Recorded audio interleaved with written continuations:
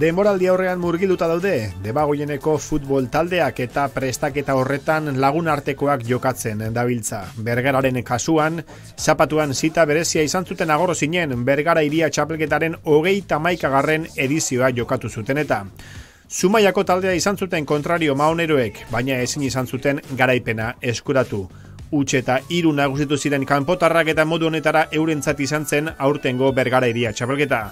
Bergararrek errebantxarako aukera izango dute ligan ere elkarren kontra arituko direlako eta hain zuzen ere asteburuan hasiko dute ohorezko regional mailan liga txapelketa lehenengo jardunaldian etxetik kanpora jokatuko dute kategoria horretan Debagoienean izango ditugun bi ordezkariek. Irudiotan dozuen Bergarak Elgoibarren kontra neurtuko ditu indarrak lehenengo jardunaldi hortan eta Aretxabaleta Udak berriz Debara ingo du bidaia 11 baten kontra jokatuko du ikasturteko lehenengo partidua. Eta Bergaratik Arrasatera ordu berean zapatu arratzaldean Arrasate Hiria jokatu zutelako Mojategin eta Mondrako ordezkariek 3. mailako Turin eta Beasain gonbidatu zituzten txapelketara. Neurria eman zuten Arrasatearrek kontuan hartuta bi kategoria berago daudela, Beasainendako izan zen torneoa, Alex Iriondo izendatu zuten txapelketako jokalaririk onena, sari banaketako irudiak bertan, eta amaieran Gari Nuñezekin eta Mikel Aizpuruarekin berba egiteko tarte hartu genuen. Aurre denboraldiko torneo arriskutsua gaur, aurre denboraldian importantea izaten da sensazio onak hartzia eta 3. mailako bi talde aurrean dituzunean, ez da izeten hori oso erraza eta alatabe lortu dau, Mondrak esango geuke berdegunean itxura baten torneo politxa jokatzia. Bai, bagenekin batzuk zen duzun burura 3. mailako bi talde Beasain Turin baino indartxugo teorin bentzete ote dela, baina bisak nahiko peligrosuak, jende oso vertikala, beste futbol mota batekoa, oso gogorrak, duelotan da beste txispa batekin jolastuta ohituta dauden beste jokalari batu dauzkie. Orduan, ez du ezer berezirik landu, baina nire gure lan taldea bai gehi hau zentrau geha lehenengo astetan, lan defensiboa ondo eta alik eta hoben lantzen, eta horrek lagundu digu gaurkoan.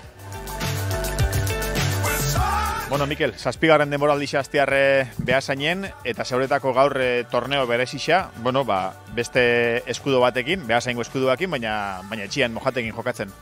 Bai, ni pretemporada ja esan eustien hemen jolasten hauela pretemporadako azkeneko partidua, hemen kuadriakoen kontra eta hemen kuadriakoa baitxa eta lagun asko ikusten, eta espeziala niretako, politxa. Ze asmo aurten, ze itxura dauka taldiak, 3.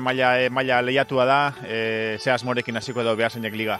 Jakinda aurreko urtean kategorisa bat gora egon ginela eta lesiñoagatik eta holan jeitxin gauen, baina maila horretarako ekipua esako gula, aurten ekipua geixena mantendu indau eta bentsat goixan ibiltzeko eta playoffa eta dana lortzen dugun, eta hori ideia goixan egoteko ideia dugu.